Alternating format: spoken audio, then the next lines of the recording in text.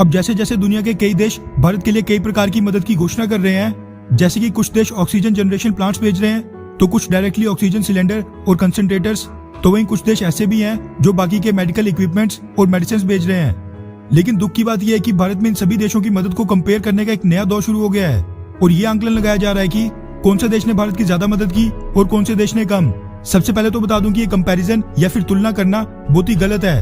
क्योंकि आज के समय दुनिया के बाकी देश खुद इस महामारी से निपट रहे हैं। उन देशों की सरकारों को खुद अपने देश की मेडिकल फैसिलिटीज को भी देखना है और पूरी दुनिया में फैली इस महामारी को देखते हुए अगर आज के समय कोई देश भारत की कोई छोटी सी भी मदद करता है या फिर उसकी मदद दूसरे देश से कम भी होती है, इसके लिए उसकी आलोचना करना बिल्कुल गलत है और हमें उसको बड़ी विनम्रता से स्वीकार करना चाहिए।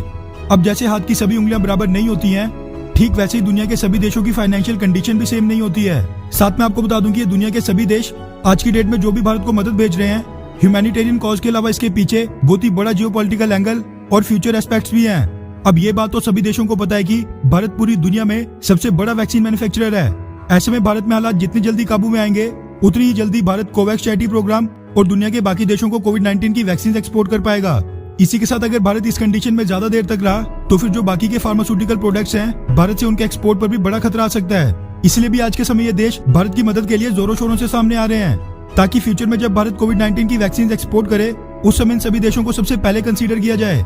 वैसे जो भी हो, हमें दूसरे देशों से आने वाली मदद की तुलना बिल्कुल नहीं करनी चाहिए।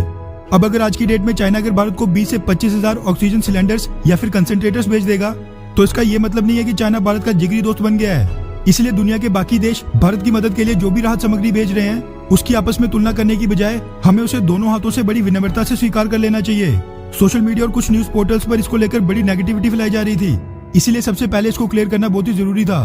अब मेन खबर की बात करें तो सिंगापुर के बाद अब अमेरिका वो दूसरा देश बन गया है जिसने भारत की मदद करने के लिए अब अपनी एयरफोर्स को डिप्लॉय कर दिया है। जैसे कि मैंने आपको ये बात पहले भी बताई है कि इस समय भारत को कई देश मदद का ऑफर दे रहे हैं, जिसके कारण इस महामारी के समय भारतीय सरकार के रिसोर्सेज पर काफी ज्यादा लोड पड़ रहा था और कई देशों से मदद सामग्री भारत लाना भी सरकार के लिए बहुत ही बड़ी हेडेक बन गया था। लेकिन अब अमेरिका ने भारत को बहुत ही बड़ी राहत देते हुए इसके लिए अपनी एयरफोर्स को डिप्लॉय कर दिया है। दरअसल ANI न्यूज एजेंसी, जी न्यूज, NDTV और कई बड़े बड़े मीडिया हाउसेस के वाले से मीडिया रिपोर्ट सामने निकल कर आ रही है कि अमेरिका ने भारत को मदद और राहत सामग्री भेजने के लिए अपनी एयरफोर्स के 2 एयरक्राफ्ट C-5M सुपर गैलेक्सी और C-17 ग्लोबमास्टर को डिप्लॉय कर दिया है, जो कि राहत सामग्री लेकर अमेरिका के ट्रेविस एयरफोर्स बेस से भारत के लिए रवाना भी हो गए हैं। इस चीज की जानकारी अमेरिका के डिफेंस सेक्रेटरी लॉयड ऑस्टिन ने खुद ही ट्वीट करके भी दी।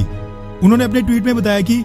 अमेरिकन एयरफोर्स के ये दोनों aircraft oxygen cylinders, rapid diagnostic kits, N95 mask और प्योर ऑक्सीमीटर्स लेकर भारत आ रहे हैं। यूएसएड एजेंसी के मुताबिक अमेरिका ने इस पहली शिपमेंट में कोविड-19 की 9,60,000 रैपिड टेस्ट किट भेजी हैं, जो कि 15 मिनट के अंदर अंदर कोविड-19 को डिटेक्ट करके बिल्कुल एक्यूरेट रिजल्ट देती हैं। इसी के साथ 1 लाख स्पेशल तरीके के N95 मास्क भी भेजे गए हैं, जो कि फ्रंटलाइन हेल्थ वर्कर्स के काम आएंगे। वहीं 2 दिन पहले अमेरिका के प्रेसिडेंट जो बाइडेन ने भारत को डायरेक्टली कोविड-19 की वैक्सीन भेजने की भी इच्छा जताई थी और एक प्रेस ब्रीफिंग के दौरान कहा था कि अमेरिका बहुत ही जल्द भारत को कोविड-19 की वैक्सीन भी भेजेगा। बेशक देर से सही, लेकिन अब अमेरिका भारत की मदद के लिए युद्ध स्तर पर सामने आ रहा है और बेहद तेज सप्लाईज को सुनिश्चित करने के लिए उसका अपनी एयरफोर्स तक का इस्तेमाल करना ये साफ दर्शाता है कि भारत की इस बुरी कंडीशन को देखकर अब शायद जो बाइडेन को अपनी गलती का एहसास हो गया है, वरना ये भारत के national security adviser Ajit Doval साहब का ही कोई मास्टर स्ट्रोक हो सकता है, क्योंकि जो अमेरिका 2 दिन पहले बात करके राजी नहीं था, वो आज के समय भारत की मदद करने के लिए पूरी तरह नतमस्तक हो गया है। खैर, अमेरिका की इस मदद के बाद क्या अब अमेरिका को माफ कर देना चाहिए, हाँ या फिर नहीं?